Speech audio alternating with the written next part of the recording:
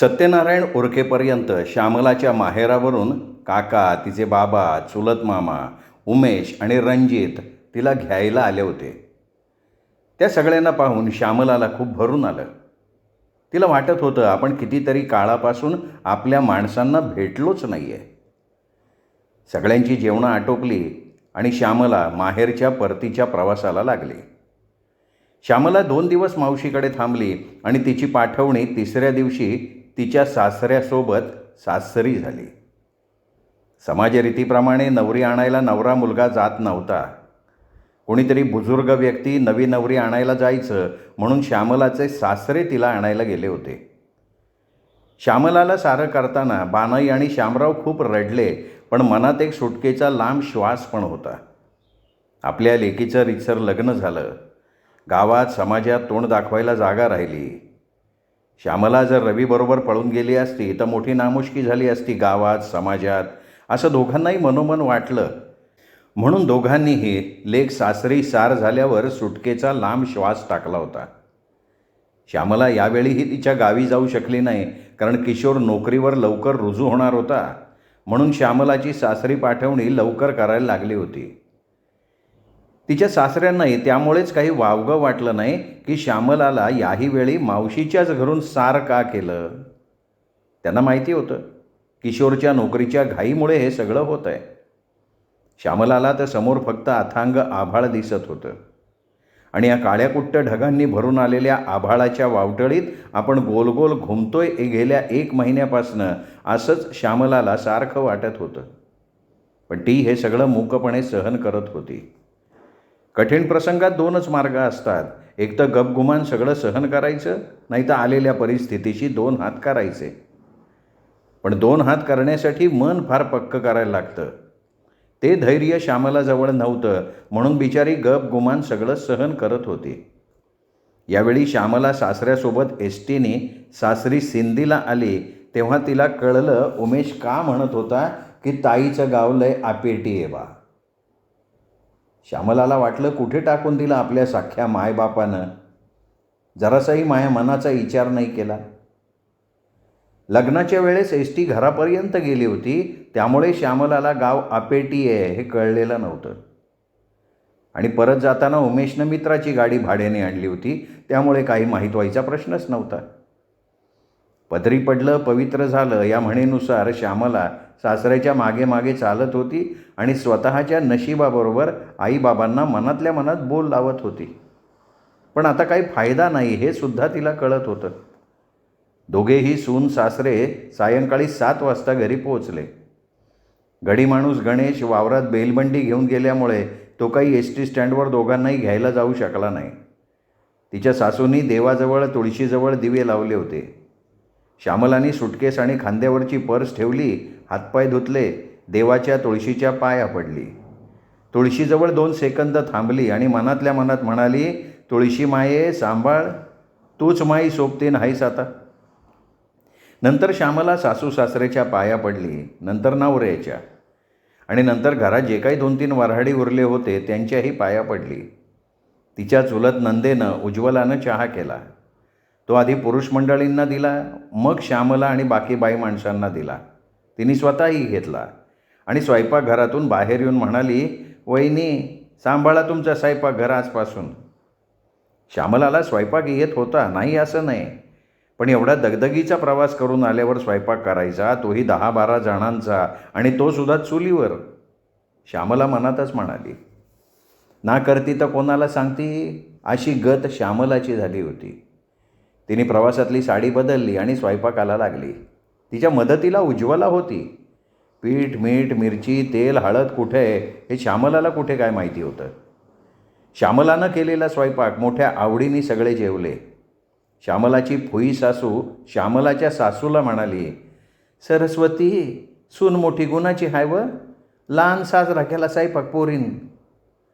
सरस्वती ही मनोमन खुश झाली, पण तिने तसं काही बोलून दाखवलं नाही.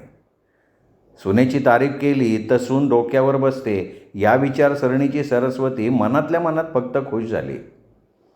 कुलदेवीचं दर्शन न झाल्यामुळे श्यामला उज्ज्वलासोबत मावदात झोपली आणि किशोर पाहुण्यांसोबत ओसरीत झोपला. दुसऱ्या दिवशी कुलदेवीच्या दर्शनाला जायची घाई सुरू झाली. श्यामला सकाळीच उठली होती. बाकी लोक उठेपर्यंत तिचं सडा सारवण, आंघोळ, देवपूजा सगळं आटोपलेलं होतं. सगळे उठल्यावर चहापाणी झालं आणि श्यामलानं कोपरात पीठ घेतलं भाकरी करण्यासाठी. सासऱ्यासोबत सासरी निघताना आई आणि मावशींनी श्यामलाला हे सगळं सविस्तर सांगितलेलं होतं. बाईच्या जातीनं कसं वागायचं, घरातले उठायच्या आधी उठायचं, आंघोळीनंतर पूजा करून स्वयंपाकघरात पाय ठेवायचा, अशा कितीतरी गोष्टी श्यामला जन्मभराची शिदोरी म्हणून माहेराहून सोबत घेऊन आली होती. तिची सासू म्हणाली, तुमच्या पुरत्या भाकरी थापा, खा आणि जा. तू, उज्ज्वला आणि किशोर आपल्या कुलदेवीचं दर्शन करून या. श्यामलाची फुई सासू म्हणाली, सरस्वते मी पण जातो याईच्यासोबत. मायलाही दिसाचं दर्शन नाही झालं. श्यामलानं जेवढं पीठ कोपरात घेतलं होतं त्याच्या भाकरी थापल्या आणि ताकाचं बेसन केलं आणि शिदोरी कांदा आणि लोणच्या सहित बांधून घेतली. कुलदेवीचं गाव मोठं आपेटी होतं म्हणून सगळे बैलबंडीनं गेले. सगळ्यांनी दर्शन घेतलं, आरती दिली, नारळ फोडलं आणि मग सगळे आंब्याच्या झाडाखाली जेवण करून दुपारच्या सावल्या कल्ल्यावर शिवानीनं घराकडे परतले. आज सायंकाळी दोघांची बाज पडणार होती. श्यामलानी आणि उज्ज्वलानं मिळवून भला बुरा रात्रीचा स्वयंपाक आटोपला आणि श्यामलाच्या मनात एक अनामिक भीती दाटून आली. सगळ्यांची जेवणं आटोपल्यावर उज्ज्वलाने आतल्या मावदात पलंग सजवायला सुरुवात केली. सकाळी मोहल्ल्यात जी काही थोडीफार फुलं तिने जमा केली होती तीच तिने आपल्या कल्पकतेनं व्यवस्थित चादरीवर पलंगाच्या आजूबाजूला सजवली होती. पलंगाच्या बाजूच्या टेबलवर पाण्याचा ग्लास आणून ठेवला होता आणि बाहेर येऊन गालातल्या गालात हसत वहिनीला म्हणाली, वहिनी आज तुम्ही मावदात झोप जा बरं. श्यामलाला आतापर्यंत जेवढी भीती, काळजी, चिंता वाटली नव्हती त्याच्या कितीतरी पटीनं आता वाटत होती. सासूनी तिला आपल्याजवळची हिरवी कोरी साडी नेसायला दिली.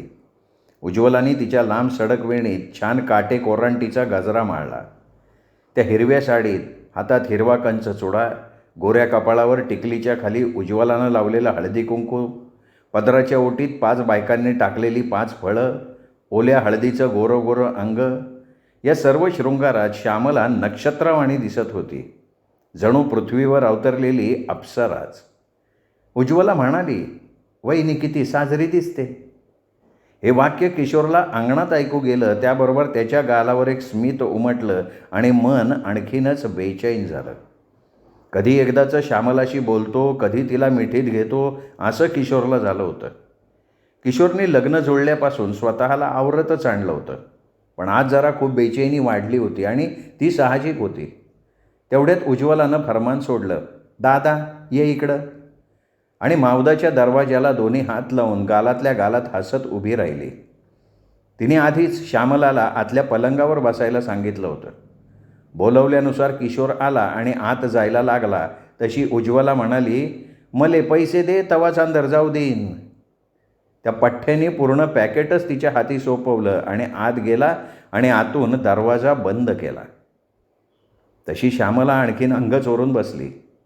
तो थोडा खाकरला, पण काय बोलावं त्यालाही कळेना आणि श्यामला तर आधीच अंग चोरून मन चोरून बसली होती. तो पलंगाजवळ आला आणि श्यामलाला म्हणाला, अय बोल ना काहीतरी. श्यामलानं काहीच उत्तर दिलं नाही. त्याने आणखीन म्हटलं, अय बोल ना व. श्यामला काहीच बोलली नाही. किशोर अंग चोरत चोरत पलंगावर येऊन बसला. श्यामलाची नजर पूर्ण वेळ खालीच होती.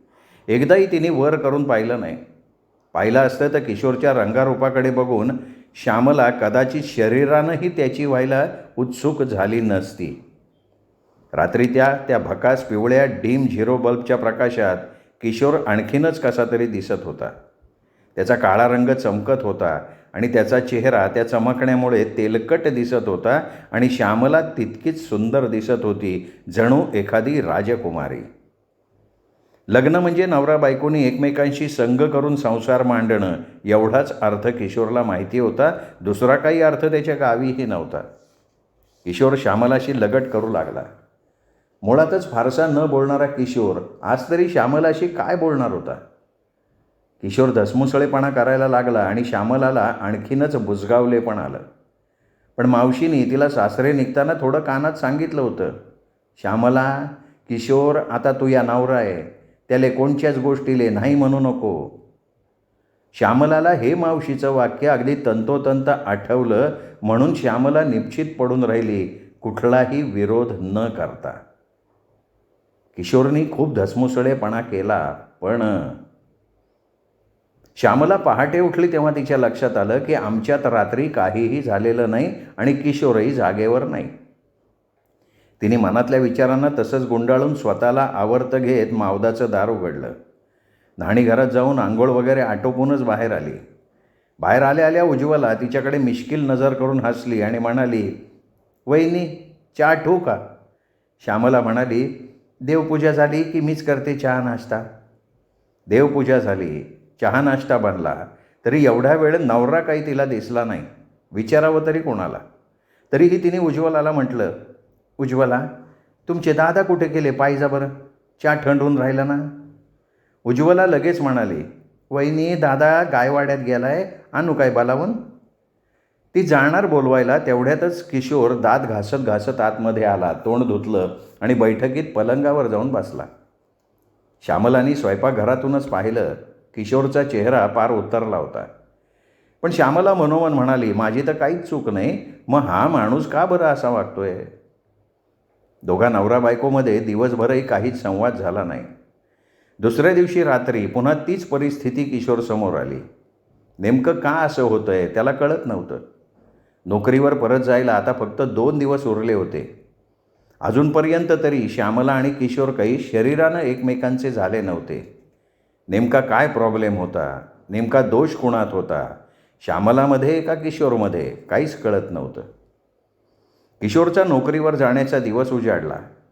तिथे नोकरीवर रुजू होऊन तो क्वार्टर मिळवण्यासाठी अर्ज करणार होता. क्वार्टर मिळालं की मग तो श्यामलाला नेणार होता, पण तोपर्यंत श्यामलाला गावीच सासू सासऱ्यांच्या बरोबर थांबायला लागणार होतं. किशोर जायला निघाला खरा, पण त्याचा पाय काही जाण्यासाठी निघेना.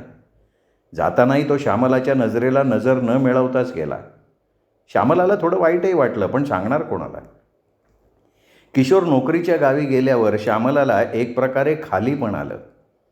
लग्नाच्या निमित्तानं लग्नघरी थांबत असलेली उज्ज्वला आता तिच्या घरी जायला निघाली, तेव्हा श्यामलानं तिला आणखीन 2-4 दिवस राहा म्हणून सांगितलं. ती पण आनंदानं राहायला तयार झाली. श्यामलाने एक मोठा सुटकेचा श्वास घेतला. अनोळखी जागा, अनोळखी माणसं, त्यातही सासू सासरे. नव्या नवरीला नाही म्हटलं तरी सासू सासऱ्याचा थोडासा धाक असतोच.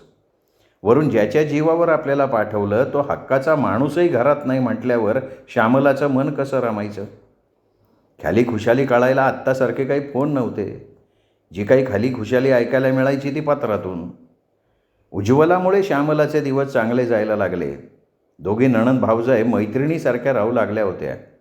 दोघी मिळून घरातली भराभरा कामं आटोपून फावल्या वेळात लोकरीचं, क्रोशाचं विणकाम, दळण टिपण करायला लागल्या, एकमेकींच्या सहाय्यानं, एकमेकींच्या सोबतीनं. श्यामलाला कधी कधी वाटून पण जायचं की उज्ज्वला किती चांगल्या आहेत, जीवाले जीव लावतात. श्यामला मनोमन म्हणाली, या लग्नानं मले उज्ज्वलासारखी बहीण वजा नणंद भेटली. माई बहीण असती तर अशीच असती नाही काय? लहानपणापासून श्यामला एकटीच वाढली होती. बहीण भावाचं सुख तिने अनुभवलंच नव्हतं. उमेश रणजितचा सहवास फक्त 1-2 महिने लाभला. तेव्हाही आपल्याला कसं साजरं वाटत होतं हा विचार करता करता श्यामलाला खुदकन हसूसुद्धा आलं. श्यामलाचे सासू सासरे तर दोघेही देव माणसं होती. श्यामलाच्या स्वभावावर दोघंही खूप खुश होती. श्यामलाचे सासू सासरे दोघंही वारकरी होते. सासऱ्यांच्या तोंडात सतत पांडुरंगाचा जप असायचा. संध्याकाळ झाली की दोघं नवरा बायको एक तर मंदिरात जात, नाहीतर घरीच देवापुढे पसायदान आरती म्हणत टाळ वाजवत. घरातलं वातावरण मोठं धार्मिक होतं. श्यामलाने आपल्या स्वभावानं दोघांची मनं जिंकली. त्या दोघांनाही मुलगी नाही म्हणून वाटणारी खंत श्यामलाच्या रूपानं नाहीशी झाली होती. गावातल्या प्रथेप्रमाणे सरस्वती आणि तिच्या सुनेला श्यामलाला भर दुपार टळल्यावर, म्हणजे जेवणानंतरच्या वामकुक्षीनंतर आणि सांजेच्या आधी या वेळात काही मानाच्या घरी चहापाण्यासाठी बोलवलं होतं. कारण असं होतं की नव्या सुनेची ओटी भरायची होती आणि सुनमुखही पाहायचं होतं. आणि सगळ्यात महत्त्वाचं म्हणजे सुनेचा स्वभाव कसा आहे, बोलका आहे का मुगजळ आहे, चपळ आहे का शांत आहे, हे सुद्धा कळणार होतं. सरस्वती मोठ्या आनंदानं सुनेला 2-3 मानाच्या घरी घेऊन गेली. तिन्ही घरच्या बायांनी सरस्वतीला म्हटलं, सरस्वताबाई, सून मोठी साजरी भेटली, नशीब काढलं तू या पोरानं. श्यामला मनोमन खुश झाली. सरस्वतीलाही आतून भरून आलं. कोणत्याही मायला आपल्या लेकसुनेची तारीख सुखावून जातेच की. तशीच खुशी सरस्वतीला झाली होती.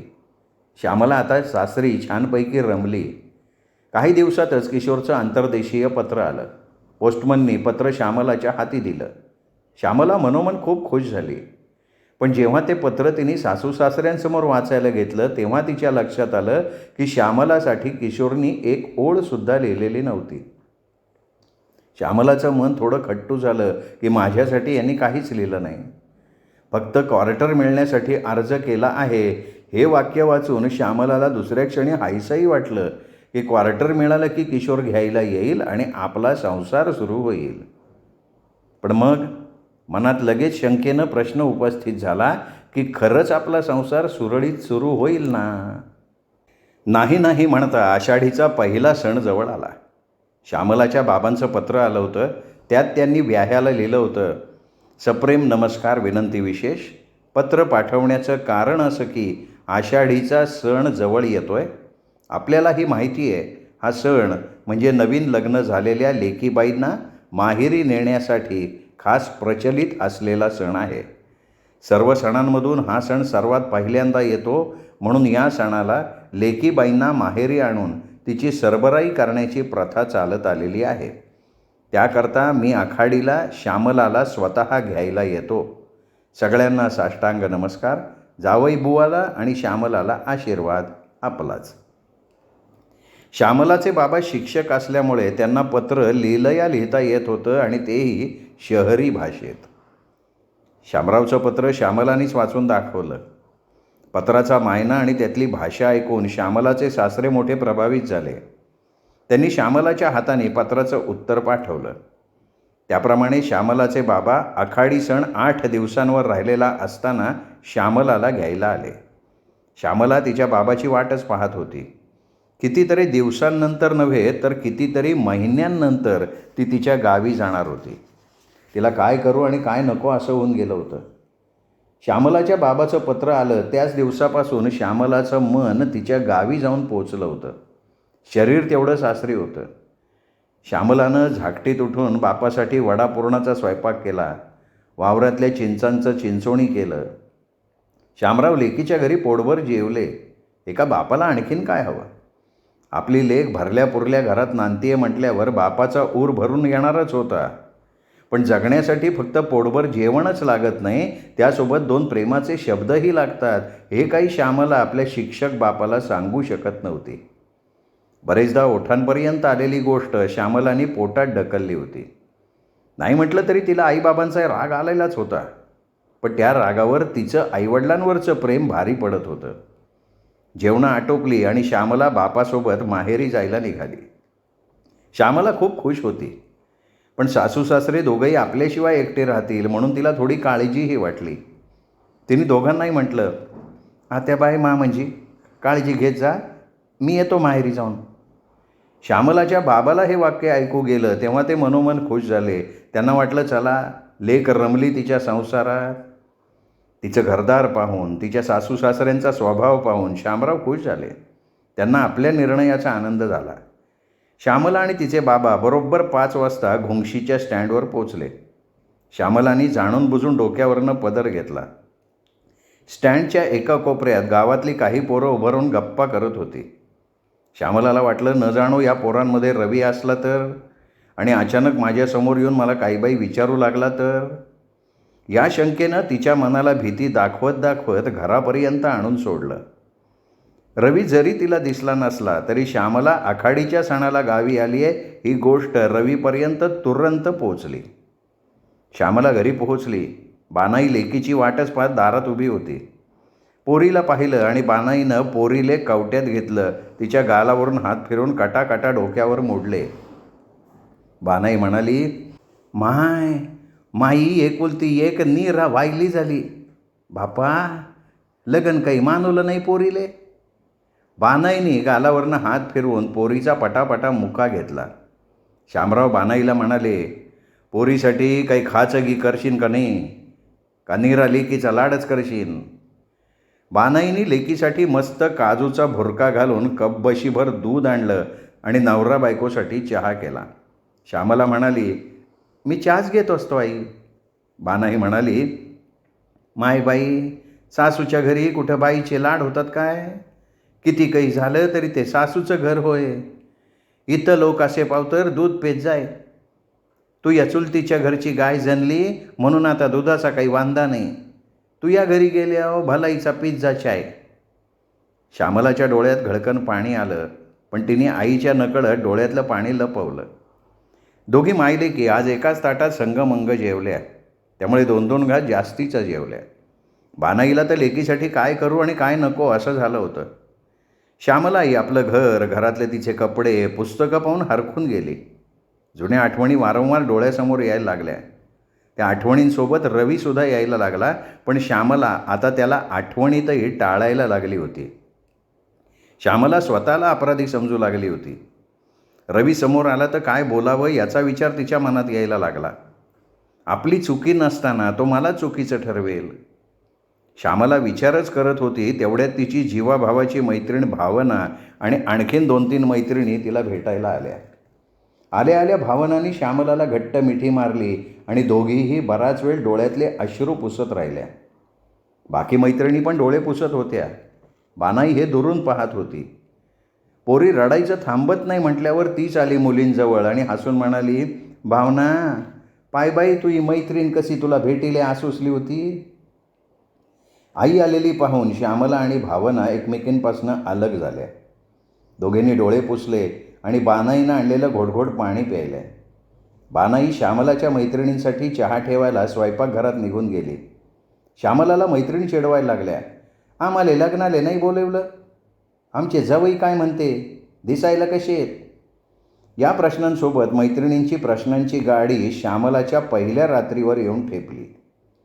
श्यामला शिताफीनं सगळं टाळायचा प्रयत्न करत होती आणि आतून विजेच्या तारांमधनं ठिणगी पडावी तशी ती तुटतही होती. तिच्या ओठापर्यंत आलेली गोष्ट तिने शिताफीनं दाबली.